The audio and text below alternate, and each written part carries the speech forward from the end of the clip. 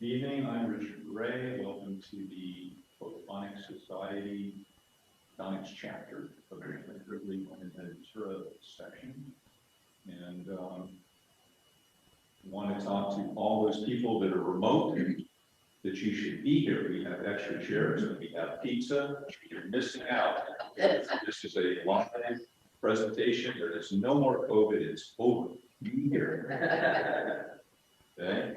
Richard, can you ask the audience whether they can hear you properly? Audience, can you see them? Anyway, are you hearing us? Yeah, I can hear all you. Okay, thank you. Where's the microphone? Good. This is the microphone. Okay, and so it's focusing in on a few people here. People that are eating loudly, the camera is following you. Tonight, our speaker is Stewart Miller. Stewart Miller is an engineer.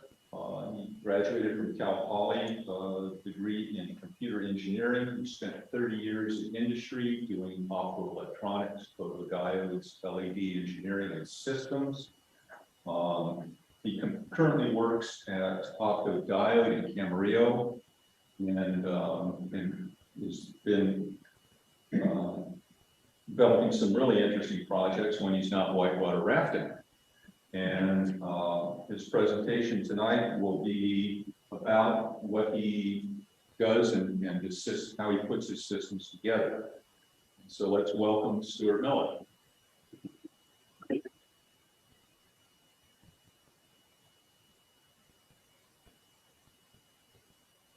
Thank you, Richard.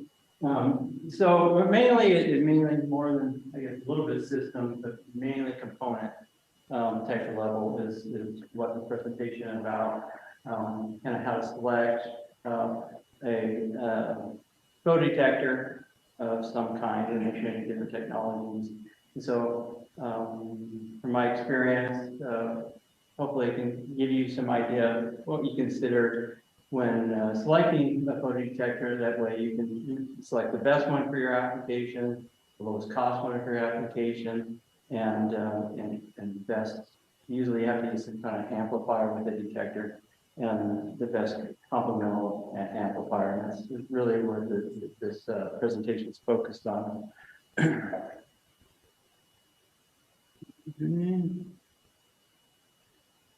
Does this click over? These don't work. I don't know if it's because it's in Zoom mode or. Yeah, I might want to click on this screen first, maybe. Oh, there we go. No, you should be able to advance it. Right. So I guess for you, well, I'll try and stand over here. So the first thing is, what spectrum are you looking at? Usually photodiodes are the wavelengths are in nanometers, which is specified. Here's your visible range right in here, somewhere between 400 and 700, where we can actually see the light.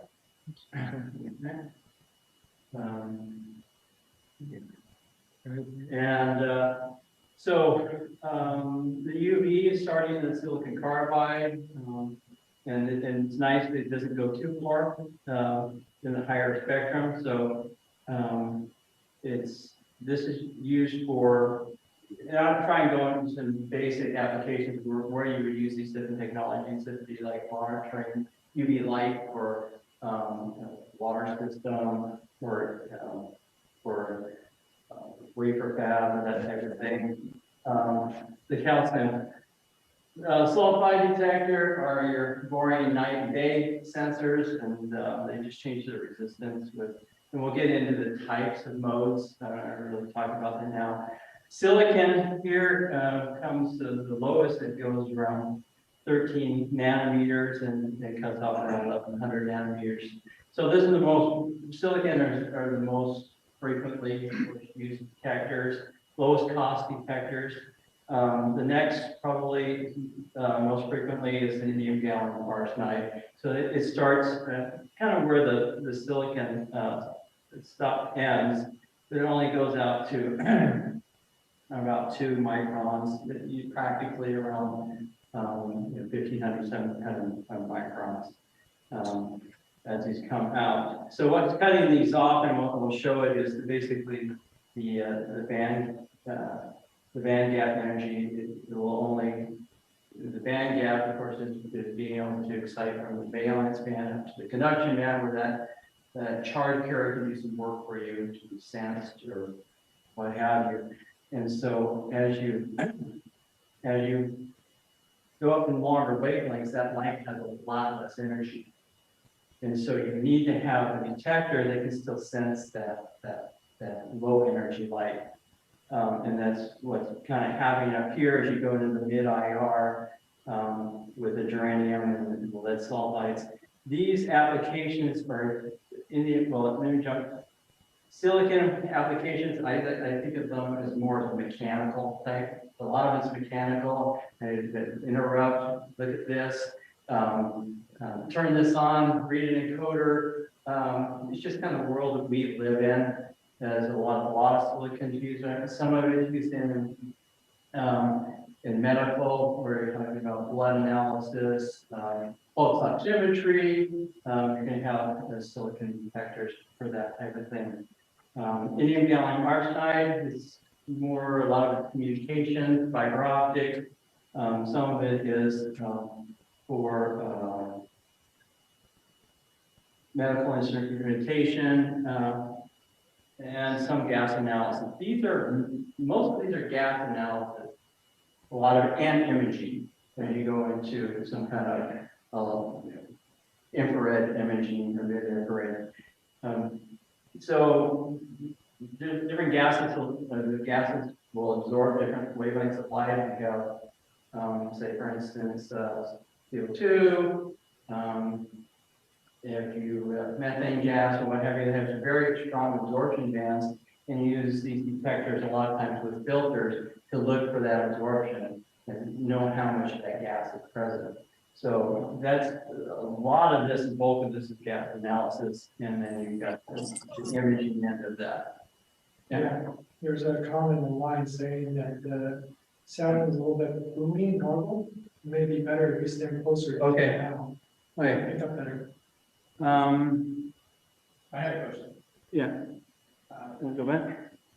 Solar panel, which technology is used in solar panel? Silicon, and actually solar panels actually use a lot of cadmium too, depending on the type. The cadmium, I think they put the telluride in there. The solar panels are trying to get full spectrum. So they were mainly silicon. And then on some spacecraft, they had indium gallium arsenide as well.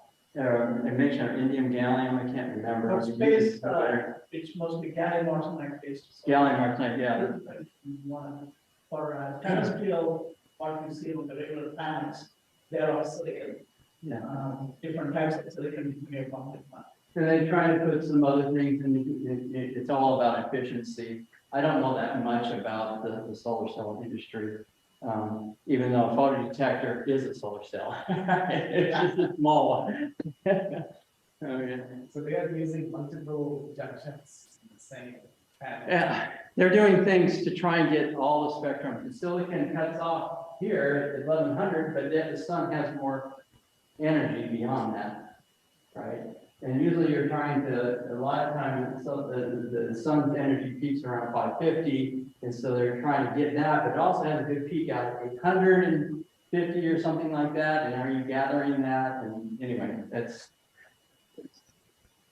animal on its own. So these are the band gap energy, and I want to show you this, why this is important, because this, as you go in silicon carbide, the band gap energy for a conductor is basically zero, right? There's an overlap between the conduction and the valence bands, so you just have free flow of electrons.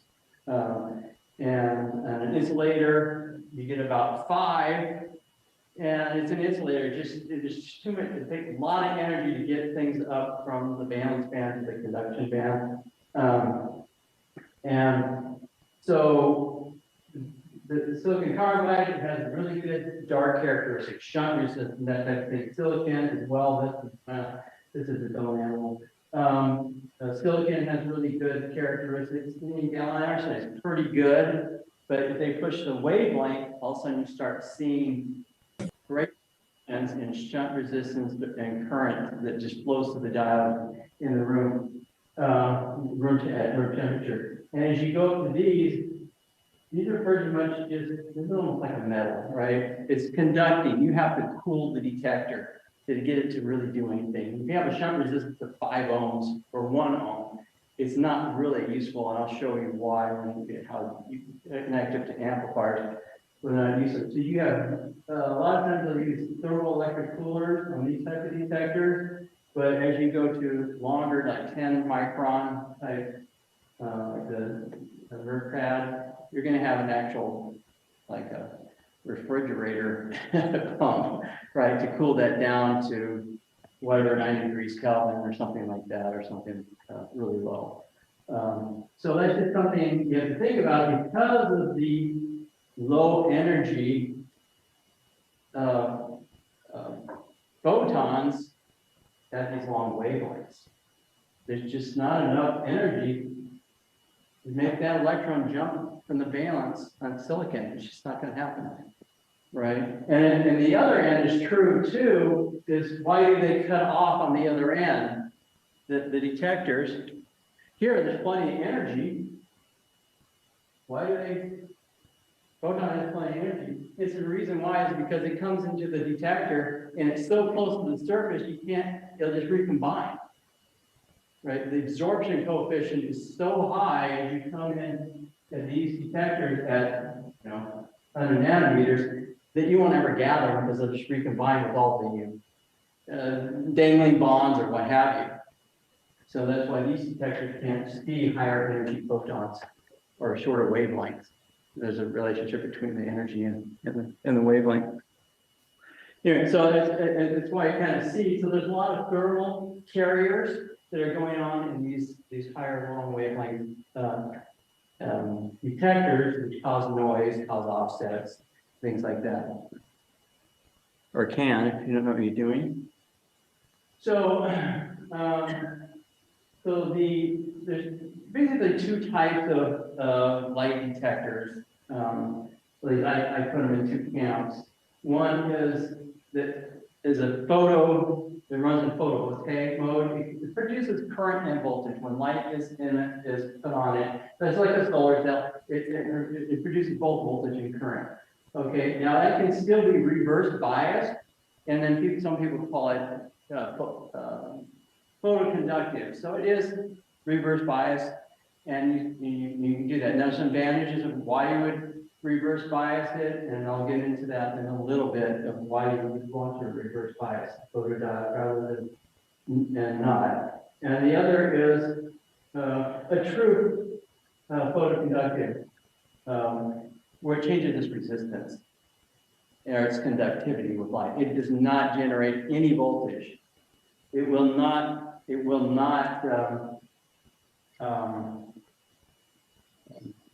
Without bias, you will not get anything out of it.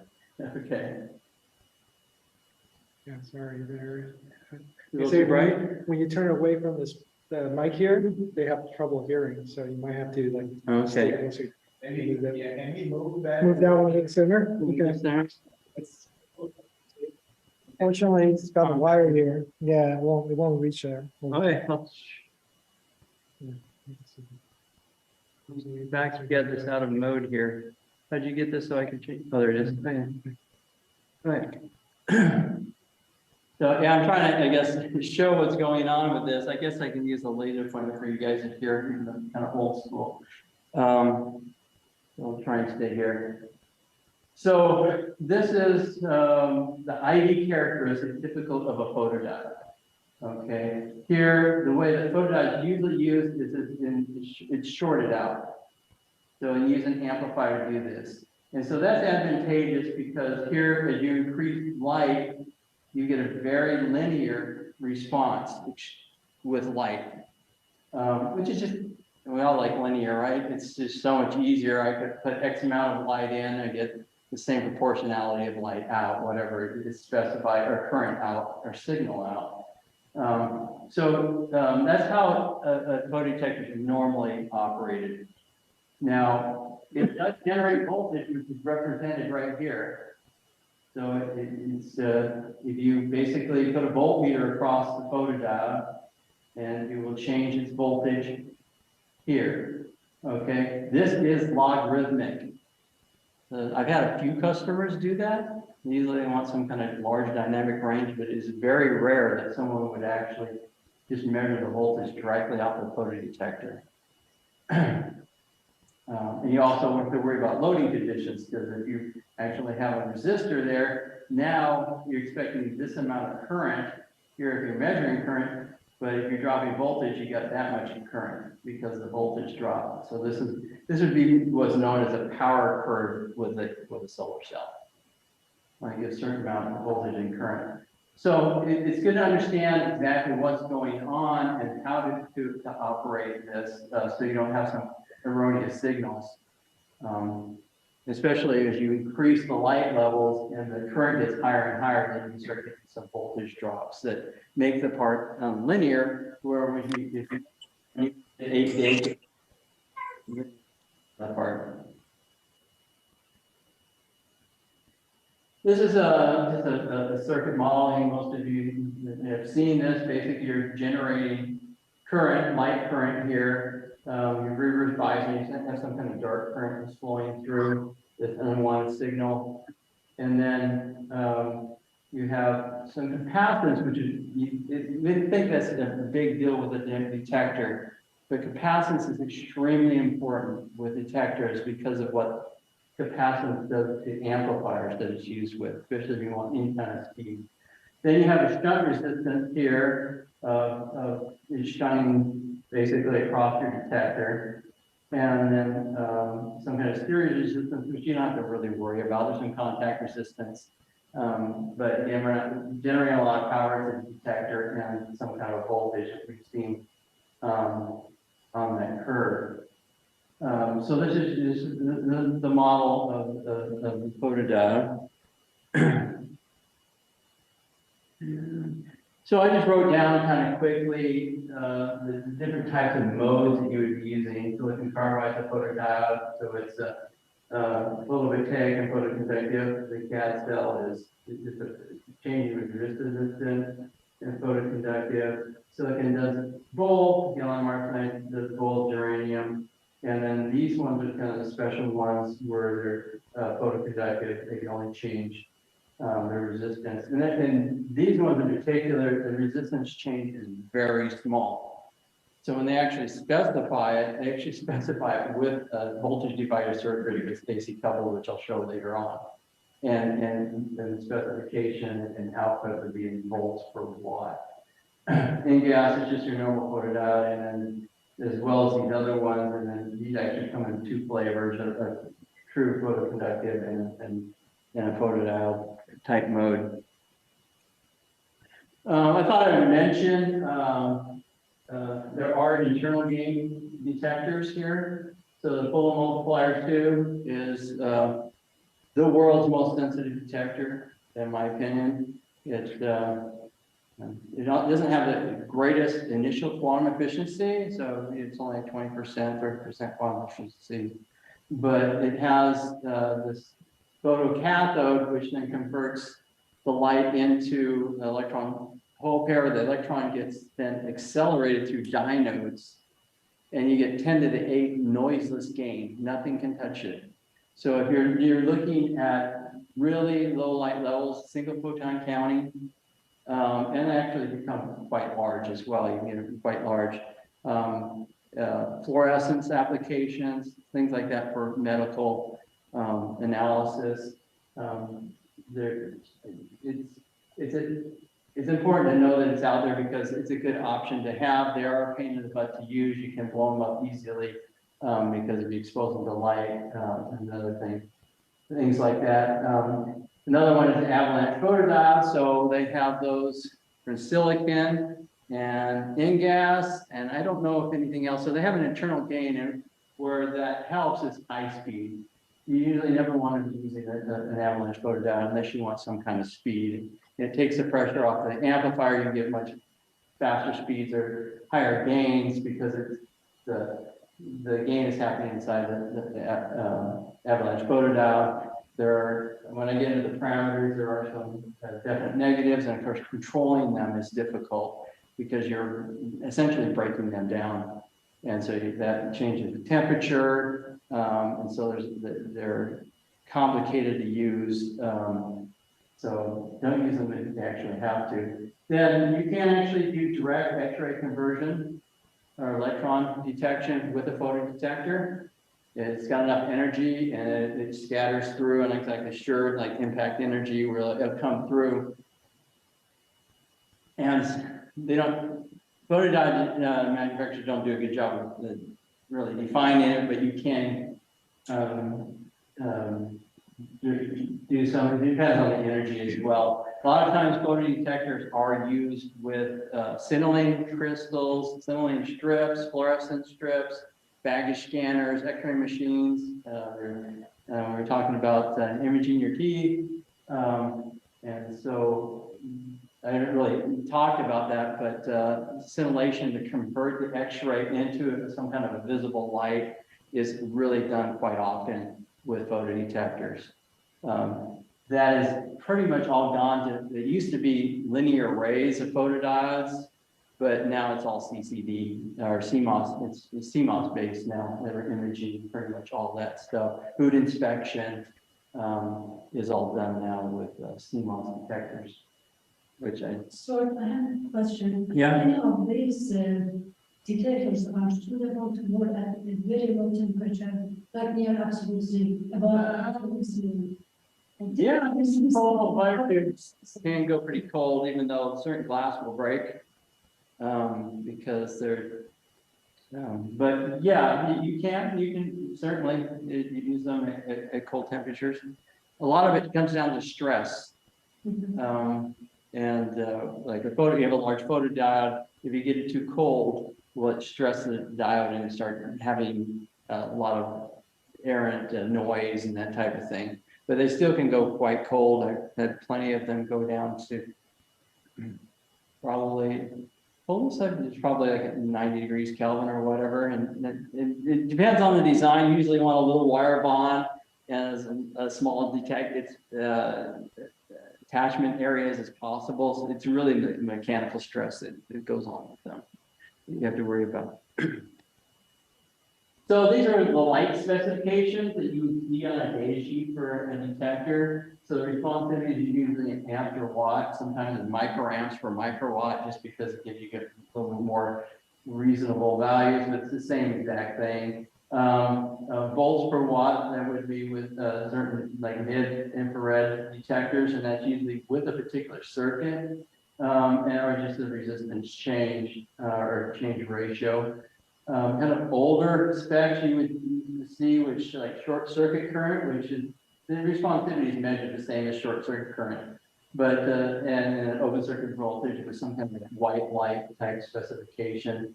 One of the things you need to, sometimes they'll specify it, but not really good, especially UV light. You need to be worried about the stability. UV can degrade a detector both temporarily and permanently.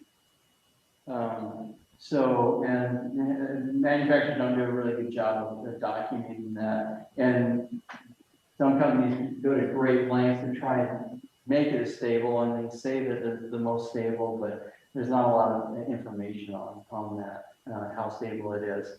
And then some like CAD cells will have a hysteresis. You put a real bright light and will come back to the right same resistance as it was in lower light level. Some of it's a little esoteric thing out of active area response.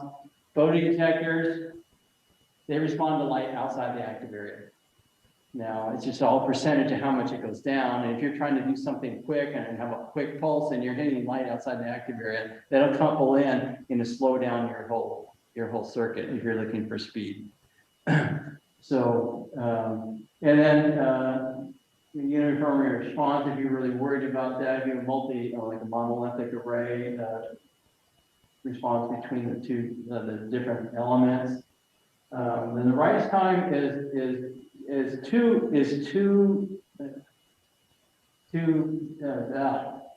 components here. The RC, which is this capacitance and your load resistance.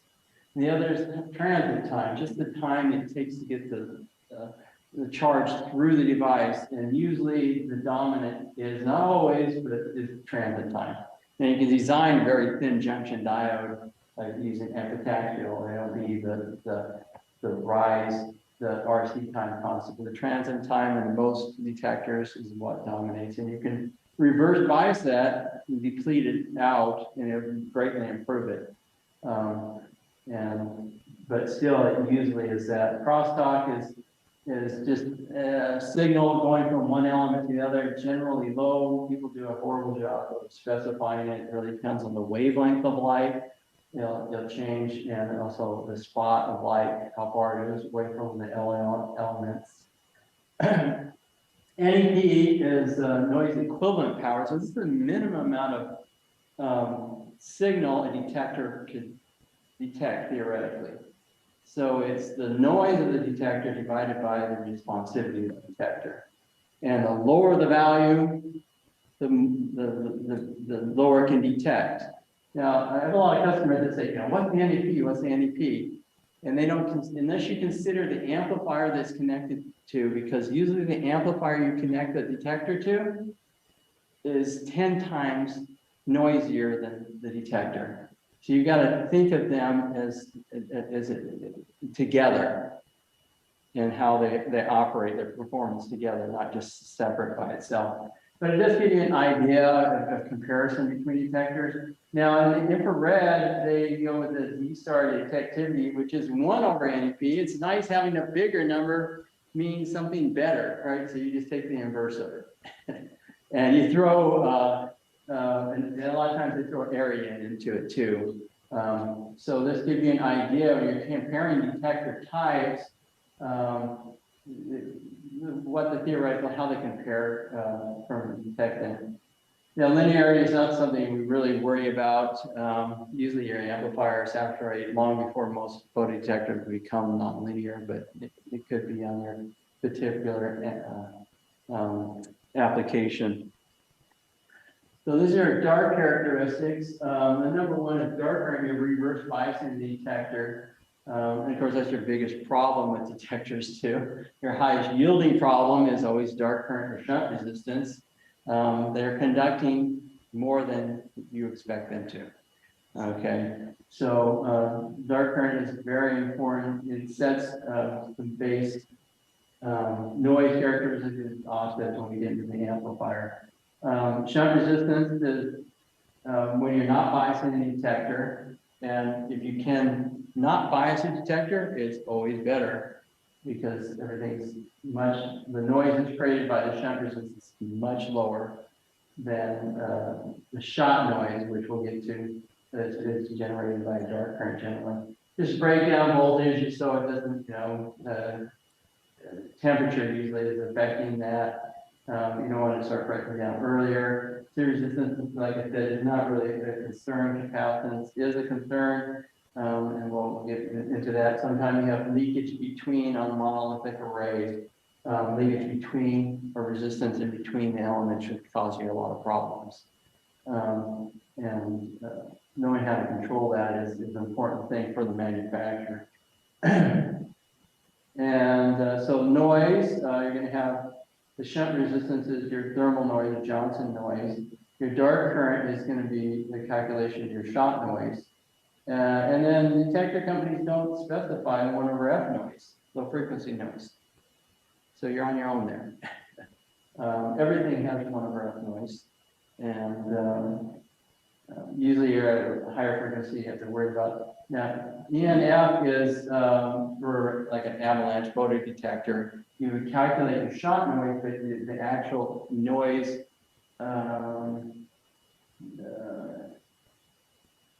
excess noise factor, the excess noise factor, it's actually avalanching some of that and it's creating more noise.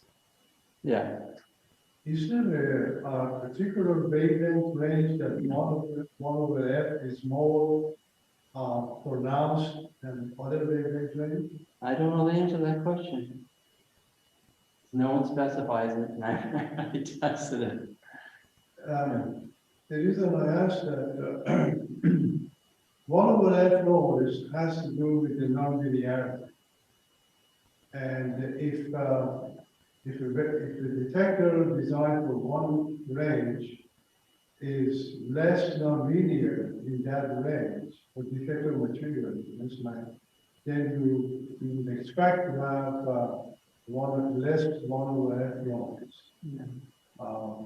This was shown, many years ago, decades ago, by Arecchi in Italy, and he designed the circuit. Okay, and showed that the nonlinearity in that circuit would generate one over F noise. I'm not familiar with that. Yeah, so I'm wondering if the wavelength range is, I mean, we showed that in ring laser drive, there's one over F noise. This would total this with one over F noise, it's photonics. And that one over F noise is caused by the inherent nonlinearity in the drive. So the dark counts, which is again not specified by very many people, you'll see those at photomultiplier tubes. You see spikes that come through. Avalanche photodiodes have them, especially if you're pushing them at hard. There's a mode that you can, you're trying to do single photon counting with the avalanche photodiodes. Usually they're very small. They do tend to go longer in wavelength. At least the silicon ones, I'm not as familiar with InGaAs, which would even go longer in wavelength.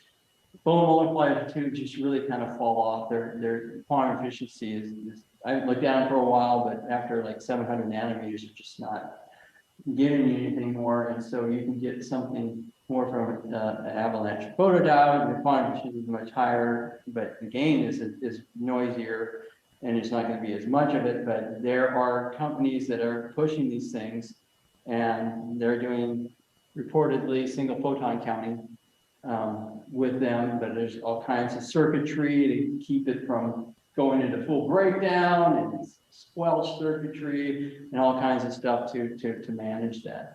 But single photon counting is kind of the holy grail. You can actually see a single photon and count it. That's the best you can do, right? It doesn't get any better than that.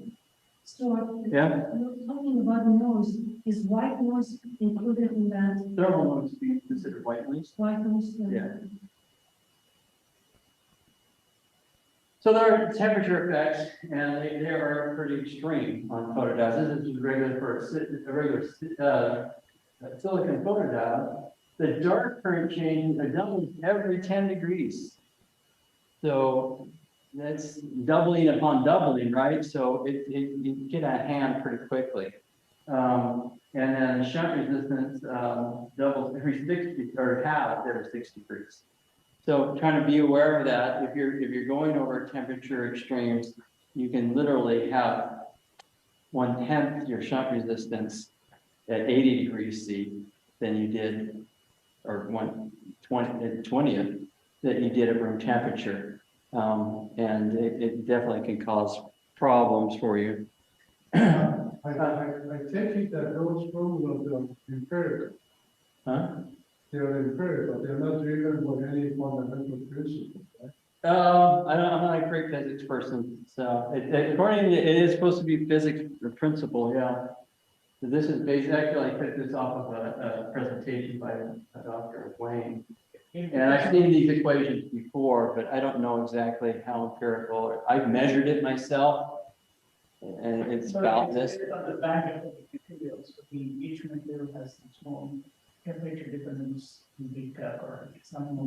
That's for silicon. It is primarily band gap changes or the temperature, and that changes the dark current. Is that fitting of the data to this kind of formula? Is these formula the fitting data fitting to this particular form? This is for silicon only. Kind of production change that happens whether there's a generation of company, there are a number of ways that the dark current can be changed. So that's why this equation there, you know, like, get the fitting parameters of the. And as we mentioned, the bandgap energy changes with temperature, and what that does is usually affects your longer wavelengths the most. The short wavelengths can be affected somewhat, but usually the longer wavelengths. Generally, it's positive, so as the hotter it gets, the silicon, the more responsive you get. If you're out at close to 1100 nanometers, yeah, the responsivity will go up with temperature. Of course, the dark current stuff will go up too. But sometimes like lead, selenium detectors, the responsivity actually is inverse of that. It goes up with colder temperatures. So all the materials, and I don't know all the physics behind why, but just to know if things are changing if you're in that region. And again, some people specify it, some people don't specify that well, especially over specific wavelengths. Sometimes you have to do that by your own measurements. So this is going into, that's kind of the detector portion of it, and I think it's important to understand how to use the detector. This really is how to use the detector, because the detector, you're not going to get a photodiode generally and hook it up to an analog to digital converter on your computer and get a signal out of it. Right? You need some kind of something to convert the signal into a voltage that your analog to digital converter can see. Okay, and so these are your two main circuits for doing that. This is called a transimpedance mode amplifier. So this does, when I showed you that short circuit current circuit, this node here is a virtual ground. So it's basically shorting this diode, this detector, the current flows through here, and the voltage will make whatever it needs to make this ground, so it's shorted. So the output function is the output voltage is equal to the diode's current. This is hopefully mostly light current, and the feedback resistor here. Okay, and that's your output. So now you have a nice voltage. You can then, it's isolated. This also really helps isolate any loading, because this is just short now. And you don't have to worry about if you have a resistor on your ADD or what its input resistance is. You're not going to have any loading effects. So this is used almost all the time, right? And then there's another amplifier. It's pretty common, not as common, but very. I have a number of customers that use this, and that's the integrating amplifier, which is basically this capacitance value times the signal coming through here times time. So it's a constantly changing rate. And I'll get into why you would, this is kind of a pain, because you have to switch it on, switch it off, and because otherwise it just keeps going until the amplifier is saturated, right? Once it starts going, because it's a linear slope, it'll just keep going up over time. Okay. So this is the model of it. It's a little busy here, but this is our photodiode model, which we've already talked about. This is the shunt resistance here, and this is the feedback resistance of the amplifier. And usually you want some kind of capacitance here to keep control, or transfer functions here. Now offsets are very important, and basically you buy the amplifier with different amounts of offset voltage. And it's this resistor ratio of these two here, plus 1 times that offset. And this resistance here, R1, starts becoming really low. Typical value up here would be like a mega. Could be much higher. And if I had 10 ohms here, now I have a noise gain of 10,000. And if you have offset voltage here of 1 millivolt, you're still above 10 volts in your saturated amplifier just from offset. So it's a simple equation here. You can understand what's my shunt resistance, or the dark current is going to flow through here too if you have dark current, and you know what your offset would be, and your noise, because the offset and the noise equations, at least for part of the circuit, are the same exact transfer function.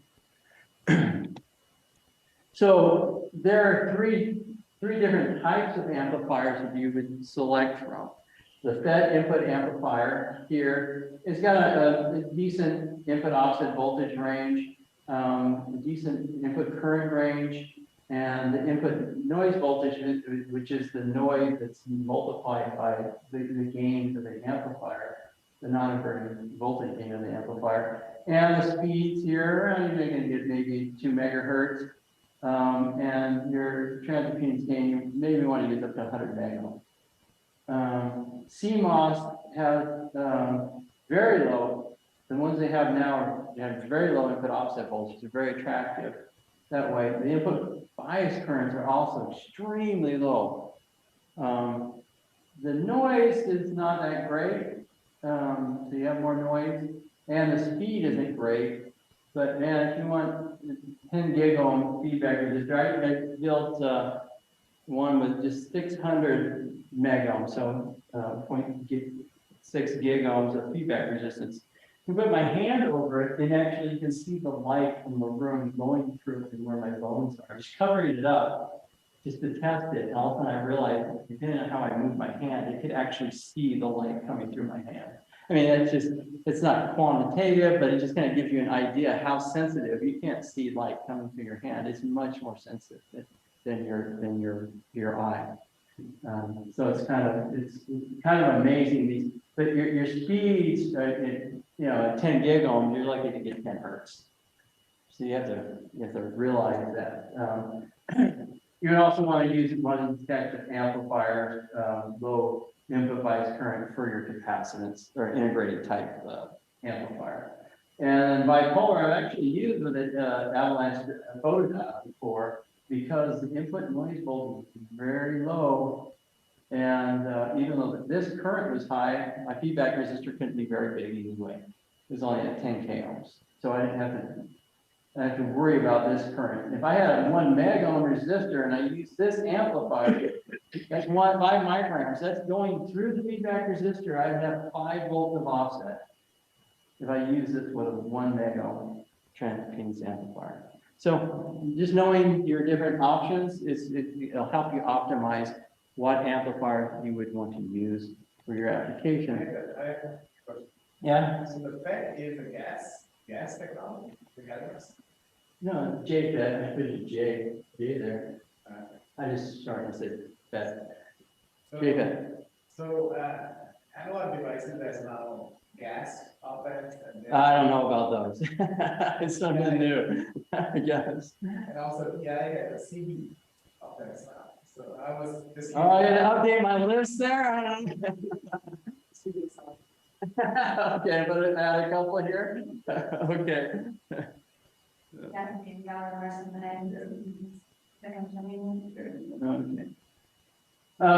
So your feedback is that basically the amplifier has an open loop gain, and you're going to be rolling that off at some lower feedback resistance here and the capacitance. So it's just showing this equation sets the bandwidth in your amplifier. And when you're using like even a 1 meg ohm resistor, you're going to find out, hey, I want like just 100 kilohertz out of this thing. The capacitors start becoming very small, like 2-3 picofarad when you start doing this calculation, even with just a 1 meg ohm type feedback resistor.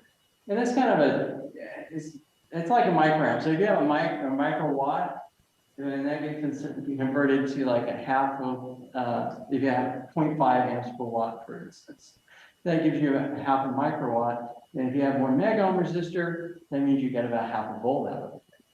So that kind of gives you just a sanity check of kind of, if you understand how much wattage of light you have. So this is just trying to show that the noise is actually very complex, has different pole frequencies, and they can all be calculated. You have these different calculations depending on this is the capacitance of the dial, this is the feedback capacitance, and this becomes one of the dominant features here. That's why the capacitance is so important, because if I have 100 picofarads of diode capacitance, I have 1 picofarad of feedback capacitance, I have a voltage gain of 100. And I've actually designed circuits like that, and they've actually operated, but I had to pay the price and have this noise there and try and reduce the diode capacitance, but sometimes you need a bigger diode. These different characteristics, this is just showing that they all add up, different ranges, and then there's formulas for all these that, you can basically go through.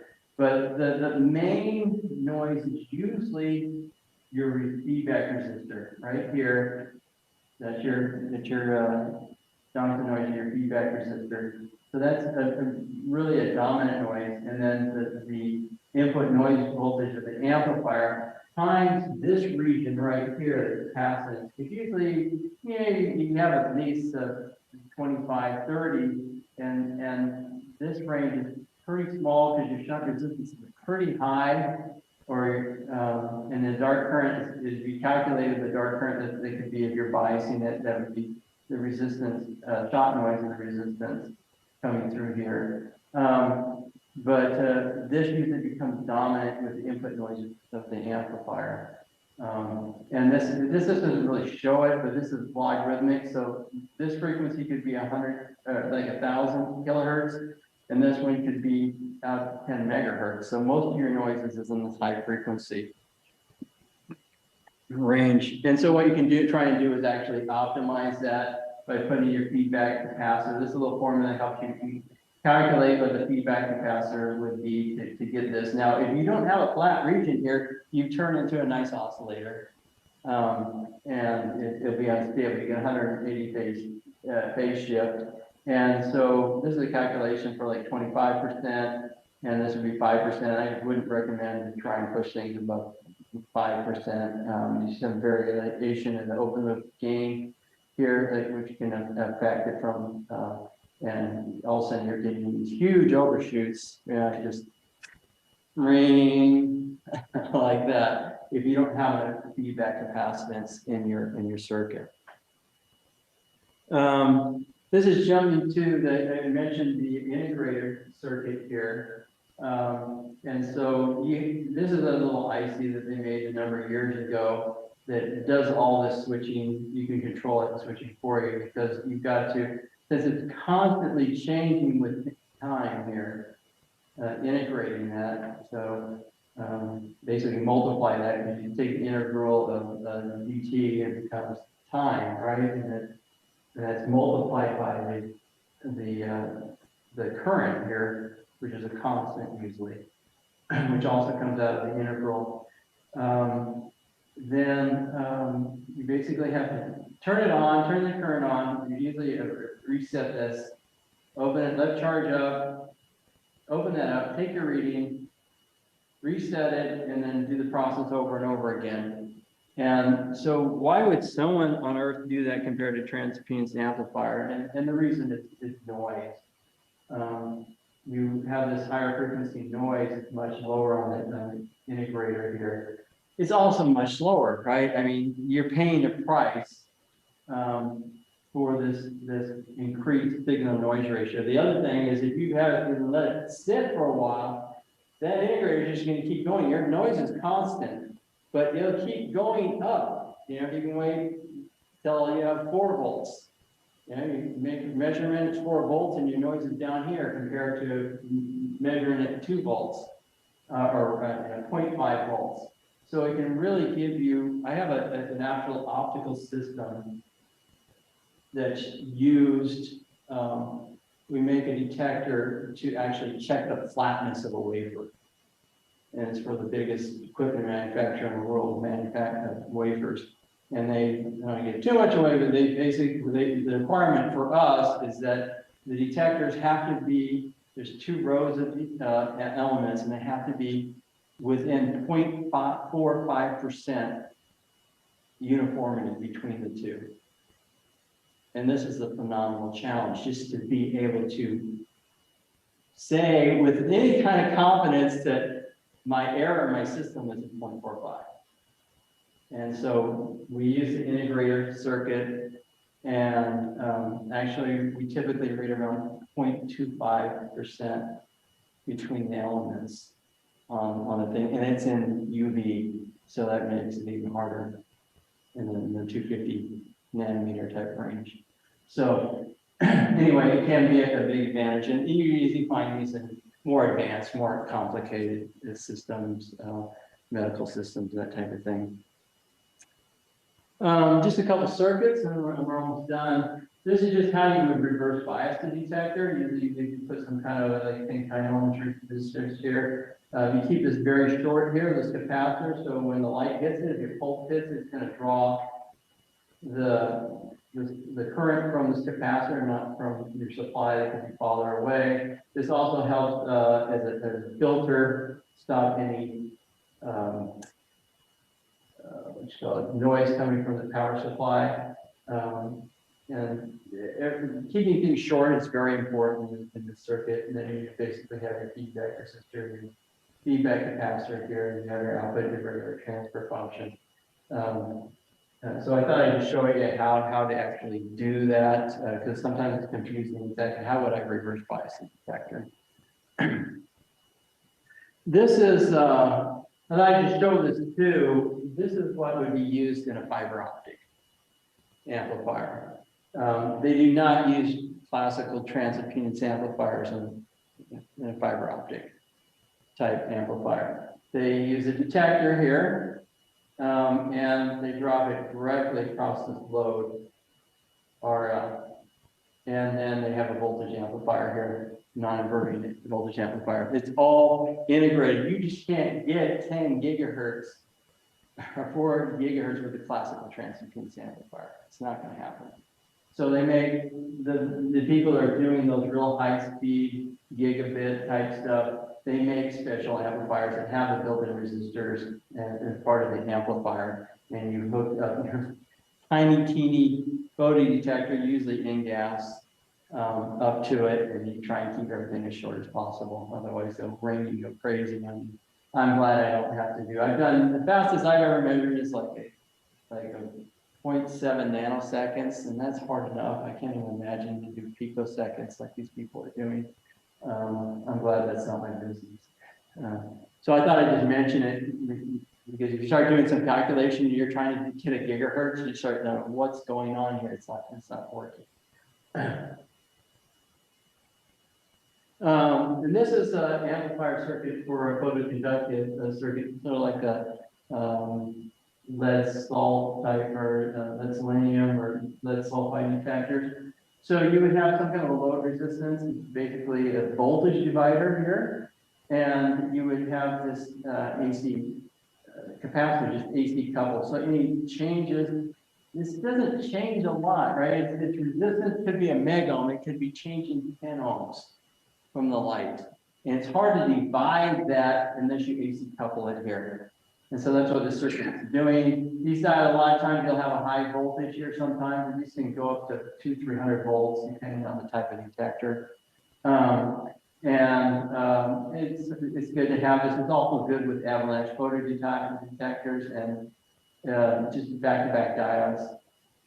That way, if there's pulses or various signals that come through, they don't blow up your voltage amplifier here. You got to have some kind of resistance going to ground here.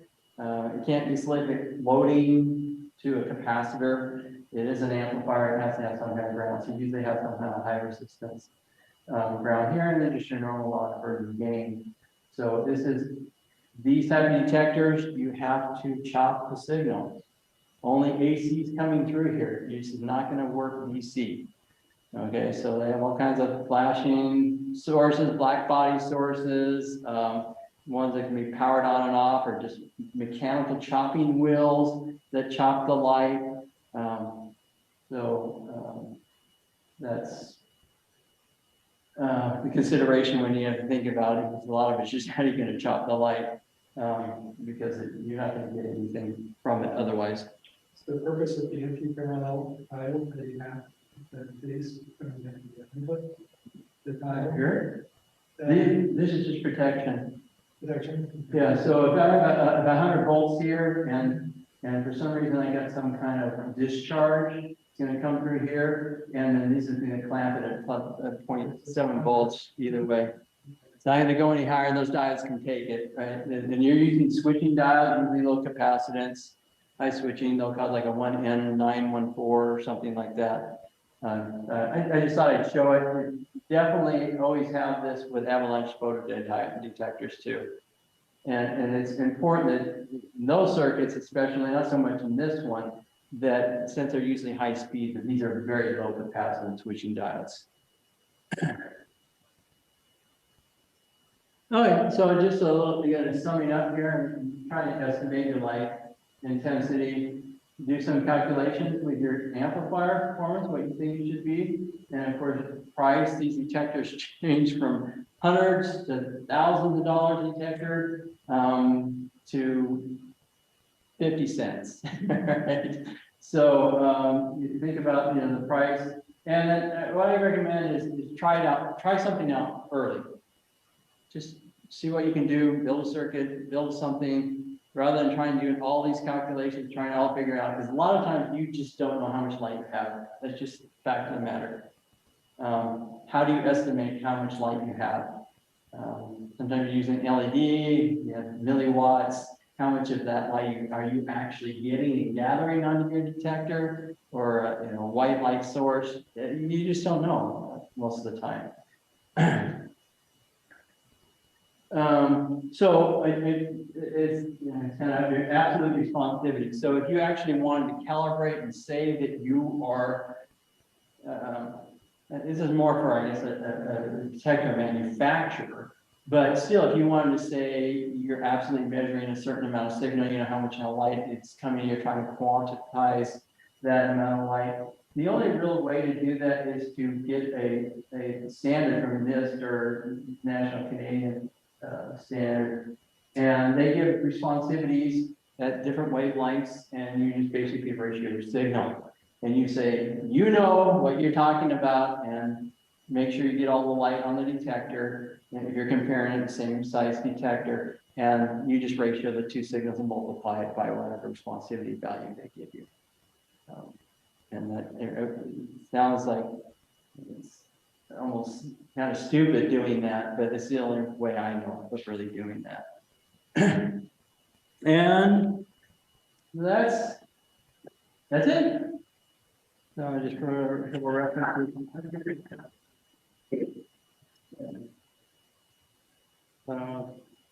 Do any questions or yeah? Yeah.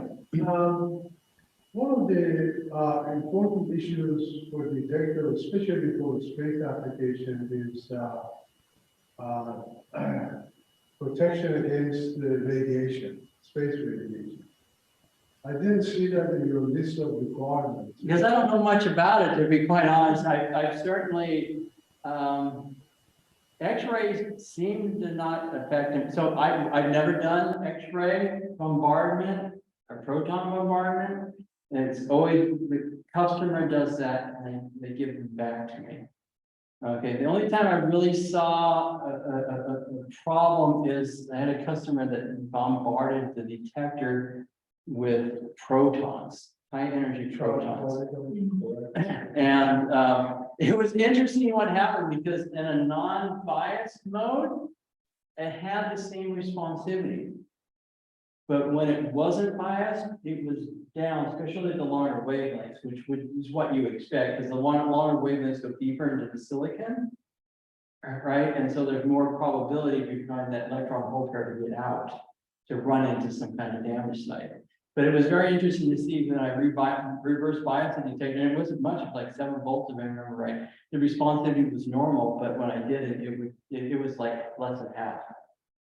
So that's the only time I really see any significant damage from that. Some of the satellites and the geo they have been damaged, the detectors have been damaged because of the sunburst. Now the procedure is every 11 years that we have solar stuff coming.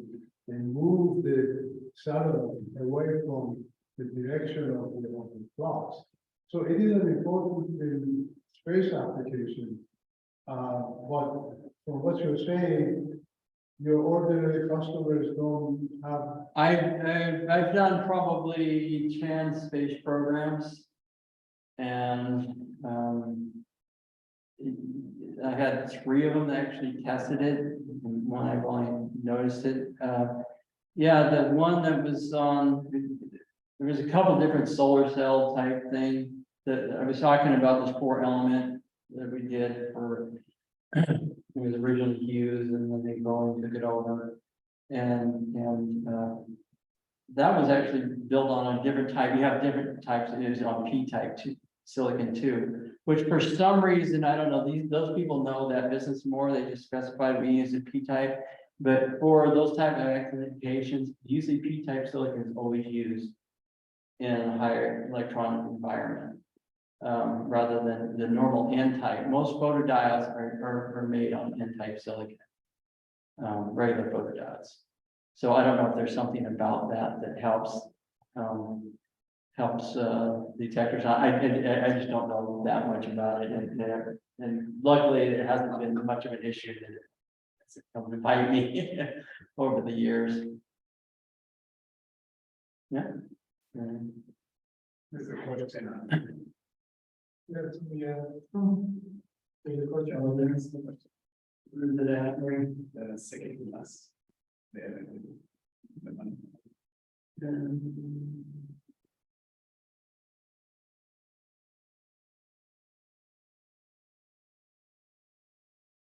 Free space, I haven't seen that in a while. I don't have any recommendation. I worked for the company a long time ago, Dominion Communications and a few others. Free space was big about, probably 15, 20 years ago. It seemed like there was a lot of activity in transporting the beam across. None of those never really went anywhere, so I don't really remember. I guess the answer is I don't know, and I don't know. It doesn't seem like there's much activity in free space anymore.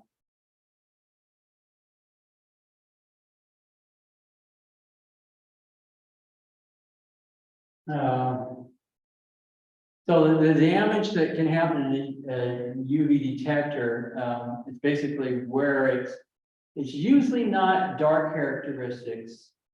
It's usually the actual responsivity, and certainly you can, there's a good number of papers and stuff out there. At least there used to be. I haven't looked at it for a while. And you could literally get 40% reduction in 4 or 5 hours of real high intensity UV light. The company I work for actually specializes in UV detectors and stabilized detectors, and we go to a big extreme to try and a lot of ours can take like 14,000 joules of energy and not change more than 5%, but that's an unusual thing, and they're expensive detectors because of it. But your average UV detector can change a lot, and I don't have a lot of data. There are papers on it about change in UV response. And like I said, it can be just temporary, it can heal itself, or it can just, it's significant though. It can be many tens of percent in short periods of time. And responsivity change, yeah. Question is, when you're designing the detector, you have to worry about polarization. Polarization, no, it's never been a consideration at all. All changes induced changes in the state of polarization of the material that you're using. You don't have to- No, I've never ever actually had anyone worry ask her about it or worry about it. That's an interesting question. I've never really thought about it, but yeah, it's never come up. presumably they try to make it isotropic so that it would not be sensitive to the polarization of the So maybe incoming. the index of compression, so it doesn't. And generally, these detectors are, there's two basic, at least silicon detectors. You have single crystal and you have epidexia growth, and you want to make it fast. You can do epitaxial growth, but you can lose responsivity. So those two types, and they're crystal instruction, right? So I don't know why they would affect their response to light or whatever. It's just that light comes in and it's absorbed. As far as I know, the polarization does not affect absorption. Usually that induces the water. Yeah. Well, what area that might be important here is the trend these days is to integrate the sensor and the detector on one chip. And the sensor in most cases is a waveguide. Okay. And so the question becomes, how do you couple the light out of the waveguide and into the detector most efficiently? And that's where I think the polarization becomes important. Okay. Yeah, it's not, we're not doing anything in that realm right now. We're just really doing custom type stuff. It's, I get old and boring, but it needs some bills. I guess if there's anything else, that's it. Thank you. Sure. We have a little token of our appreciation. Okay, thank you. of, Amplifier sound system, and we appreciate that you came, and all of you, thank you for coming too. Thank you.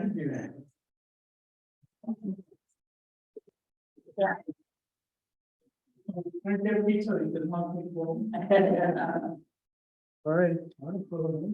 Thank you guys for coming up online. All right.